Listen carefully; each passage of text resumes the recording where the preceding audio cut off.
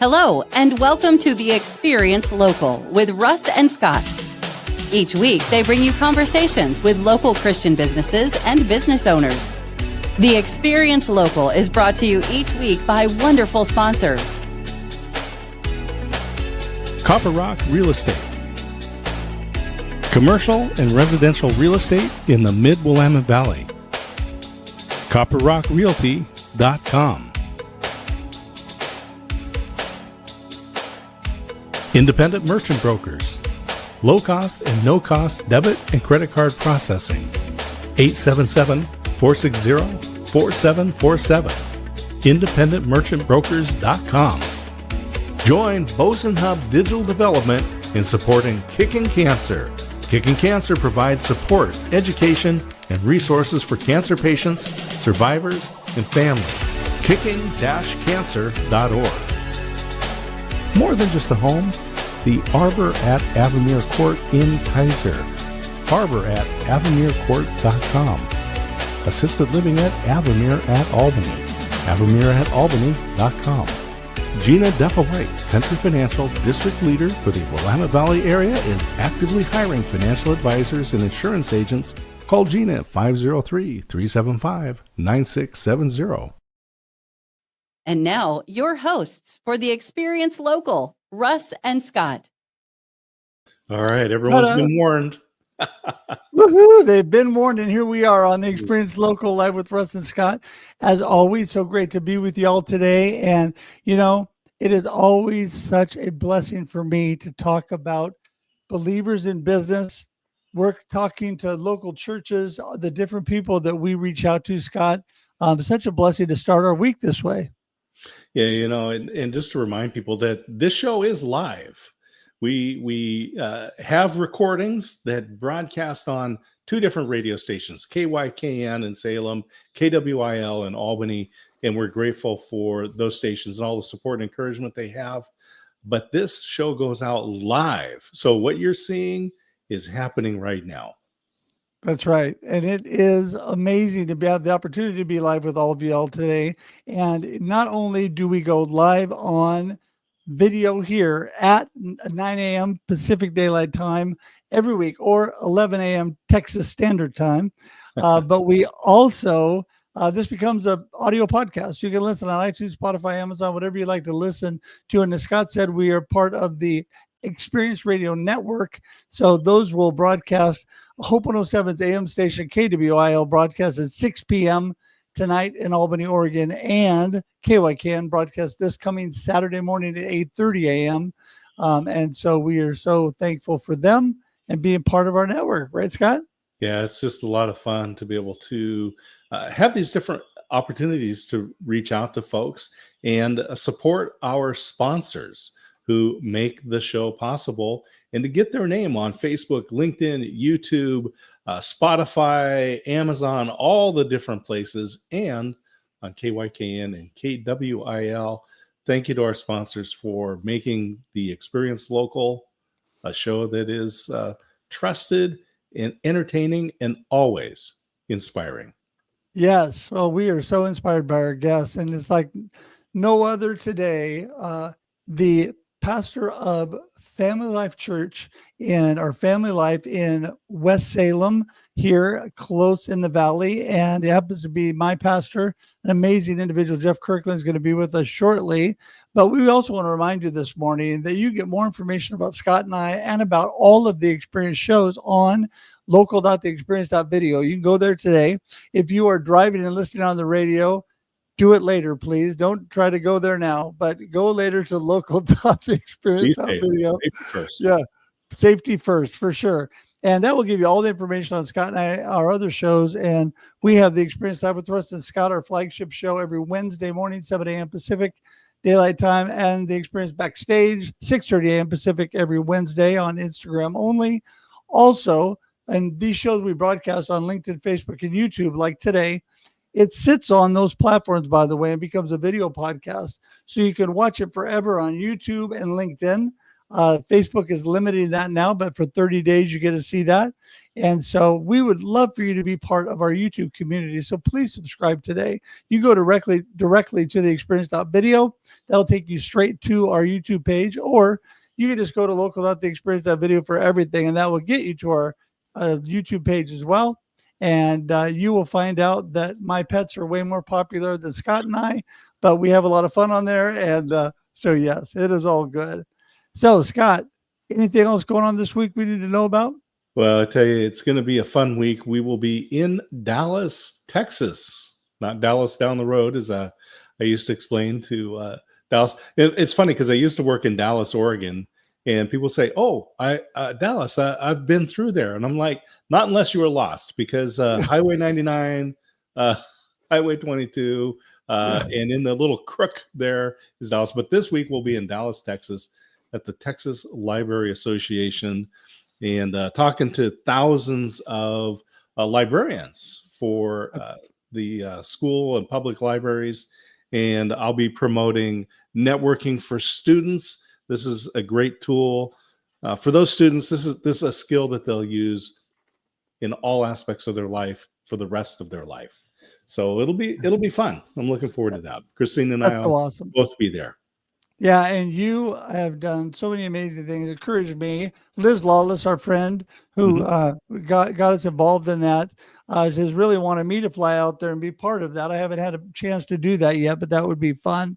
But I have been able to do a lot of things locally, speaking of local, with my books, which is always a blessing. So, well, listen, I think speaking of local, let's get Jeff in and get this party started. I want to hear what he's been involved in, because he's got some big projects that are impacting the kingdom. For sure. Morning, Jeff. Good morning, guys.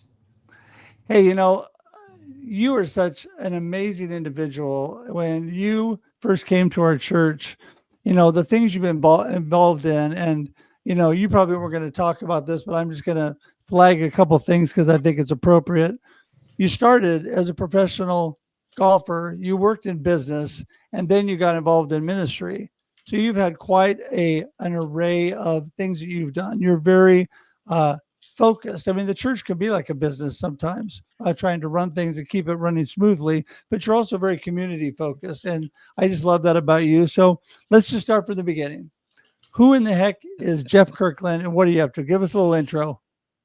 Wow. Well, you put a lot of pressure on me. By the way, Scott, I live in Dallas, Oregon. So I get lost every day when I go home. Isn't that that's just the way it goes, right? Yeah, it is. Great community, though. I love Dallas. It's true. But if you need something after 7 p.m., don't go to Dallas. And also, let me just say from the top, you guys talked about family life. The church, really officially, as of this last couple of weeks, we have a new name. So Family Life is changing its name to Mosaic Church. Lots of reasons. Number one reason is there's another great Family Life church that's part of our fellowship that's 18 miles away in Newberg, Oregon. And as we plant campuses, it just became a little bit of a challenge. So that's a big deal for us. But yeah, my wife and I, and we have 2 boys, my wife Kim, and 2 boys, Caden and Parker, 13 and 9. We have lived in Oregon now for 23 years, which is wild. I grew up all over the country. I was born in Kansas City, grew up in Memphis, moved to Orange County in high school, wound up in Seattle for college, and then got married, and we've been here in Salem for 23 years. And when we moved here 23 years ago, I did not like the city. I told Kim, my wife, I said, don't unpack. We will be out of here in 2 years. And here we are 23 years later, and truly it's home to us and a place that we love. Our kids were born here, and family members buried here, and so it's our home. So I grew up as an athlete, played golf, and kind of everybody from now a long time ago, that's what they knew me as, and had a chance to chase that dream for a few years, and it was a lot of fun, and hoping maybe one of my kids will catch the bug one day and pay for my retirement. That would be fantastic. But yeah, we've been retiring vicariously through your children. That one I haven't. I like it. Yeah. Well, Well, so Orange County, was that Orange County, California? yeah, Orange County, So California. you're a colonist, a Panther. What was what was you were in high school, you said? Yeah, we lived in we lived in Placentia. So I went to El Dorado High School, All right. right at the corner of Brea, Fullerton, and Placentia. And then I finished high school in the Bay Area, so we moved one more time, and I finished there in San Ramon. So we've been here a long time, and we decided if we were going to be here, we might as well love the city and invest in the city. And we've watched this area grow exponentially over the last 20 years. There's been a lot of positive growth, and there's been some challenges in our state and in our region for sure. So I was just mentioning Orange County. So I was born down there, and my mother went to Orange High. My dad went to Anaheim High. Okay. They met at Disneyland. So just an off chance that maybe you're one of those Nope. schools. But let's so you moved around a bit. A lot. And before we kind of get into some of the work and Russ will investigate because he knows you quite well. Let's go back to your testimony. Yeah. Just a brief. How did you become a Christian? Well, I grew up in a Christian home. My parents weren't in ministry. My wife's parents were pastors, but mine were not. My dad was always a board member. In fact, my dad was generally the treasurer of the board because that was his gift mix, and he was a corporate guy. And so we moved around because on average he got transferred every 2 years. I went to 5 different schools between 8th grade and 12th grade. But the church was always stability for us. So whenever we moved, it was first priority to find a church to connect in. And we weren't just church attenders. I joke now, but we went to church Sunday morning, Sunday night, Wednesday night, every other night that they had something special, and anything the church needed done, even if we didn't know how to do it, we volunteered to learn to do it and to do it. And it was just part of who we were. So I have a heritage, both sides. My grandparents were saved. My grandfather on my mom's side got saved when my mom was a little child. He grew up in Arkansas. His best friend was Johnny Cash, and so had an interesting teenage years, and lived in Dice, Arkansas, cotton picking family, and got saved, and kind of changed the trajectory of our family. And so I've been a Christian as long as I can remember. I mean, I just remember going to kids' church and kids' camp and youth group and youth camp. And I remember God speaking to me, calling me to ministry and saying, no, I want to do something else, anything else. And so church was always where it was a place where we could build relationship. It was a place where we could find community, and it was a priority for us as a family. Yeah, it's interesting, Jeff, because you say, God called you into ministry and you said no because you wanted to do something else. You have a lot in common with my beautiful wife, who also is a Northwest grad, and was the biggest fear in her life is to be called on in church.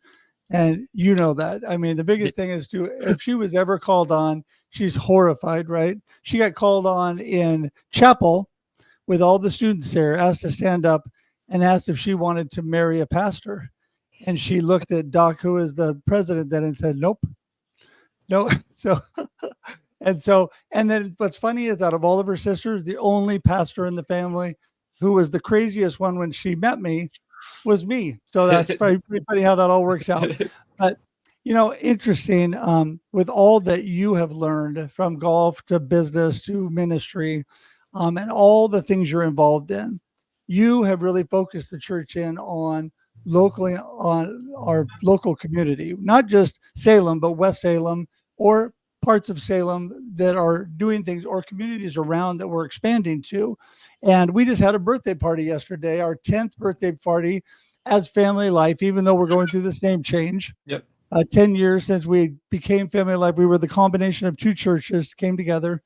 And yesterday we blessed an amazing group nonprofit called Acres of Hope. And I want you to talk a little bit more about that and why that's been important for our church, why we want to really be connected to the community. And like you say, if we weren't around, we want them to know, hey, we made an impact and we make a difference. If we're not around, there's a hole left. So let's talk about that a little bit. Yeah, I mean, I have a friend, his name's Brad Rosenberg. He works for Convoy of Hope, and he says this about people. I want to say to people at their birthdays what a lot of people get said about them at their funerals. And that statement always sticks out to me. And I think that's not just an individual statement, but I like to think it's an organizational statement that we as an organization, we as a church, it's not our church, it's God's church, right? We want to be known in our community for what we do, not just what we're against. And so if we weren't here, if we didn't exist, we would want our community to miss us. I said yesterday, probably if where our West Salem campus was, if it didn't exist, this would probably be apartments. And we hope that this church can have a greater impact on this community than multifamily housing. And so our hope is that we make an impact in this community that's big enough, not to say, look at us. We're the first to admit in Salem, especially greater Salem, but in West Salem, we don't have the biggest building. We don't, and it's to some degree a limiting factor, but we can't, that doesn't stop us from having the biggest impact. So we started early on saying, hey, look, a merger is not always pleasant. Often it's messy, right? Anytime you merge two businesses, anytime you mix families, it comes with obstacles and roadblocks and challenges. And we recognized that early. And we said, instead of just always kind of bemoaning, wow, this was tough or this was difficult, let's just celebrate that we did it. And we've, and early on, it was still like, we're going to celebrate that we made it, even though we're not sure we've made it yet. Like we're going to step out in faith here. And we thought, let's just make connections in our community. And, Acres of Hope, who our partner is this year, is a great organization, but it hasn't had to be a local nonprofit. It doesn't have to be faith-based. We partnered with North Salem High School girls cross country team one year, our first year, I think, that their team was, a lot of them were in underprivileged situations, and they qualified for a state tournament and couldn't afford to go. And you know what? For our birthday, our church actually gave almost to the penny the amount they needed for their whole team to go to the state track match. During COVID, we partnered with local restaurants and businesses. We had one local restaurant. We invited them on a weekend after our birthday and gave everybody that worked there $1,000 tip. So we've done gas and groceries, where we've literally gone to the local gas station and grocery stores and stood there with cash and just paid for people's groceries and paid for people's fuel for their cars.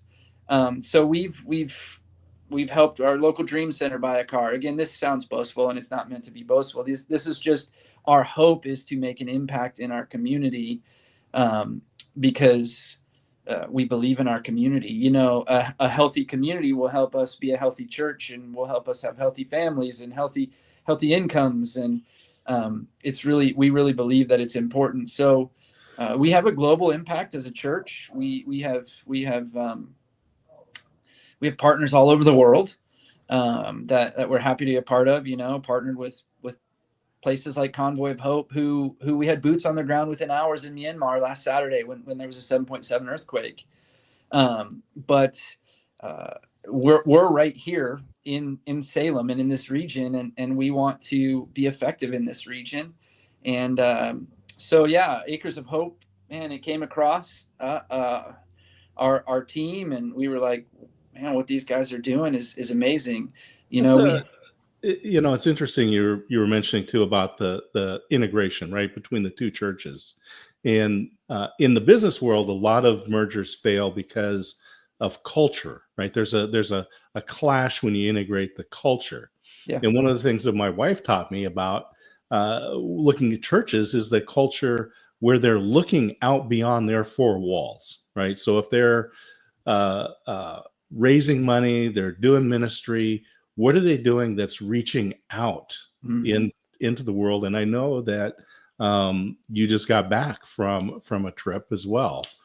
And so and I was just thinking, so this morning I started reading James, and that's a great example in James about, but what do you actually do? How do you express your faith?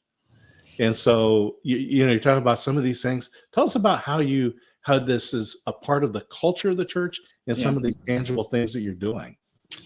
Well, early on, we wanted to make sure that we recognized, we being the corporate body, that we're bigger than what we see, and that we're a part of something that's bigger than just four walls and a couple hundred people in a gathering, and having or trying to get people to understand that the gospel is not bound by a building.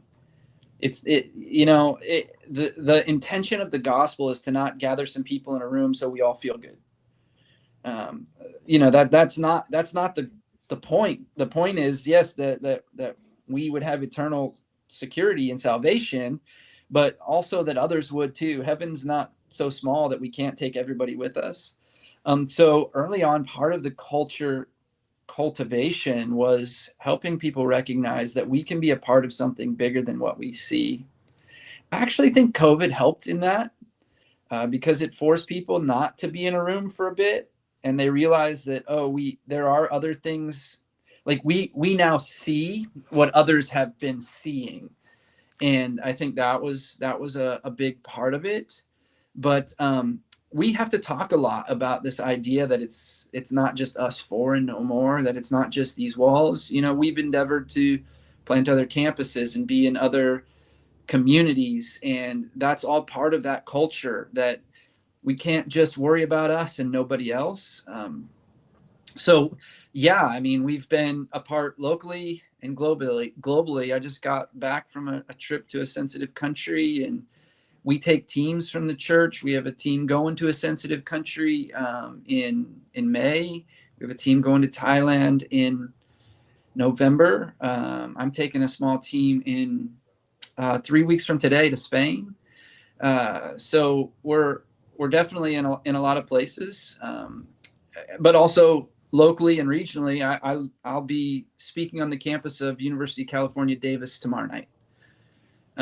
So we're bigger than what we see, and we're all a part of that. And I think that's been a big part of building that culture.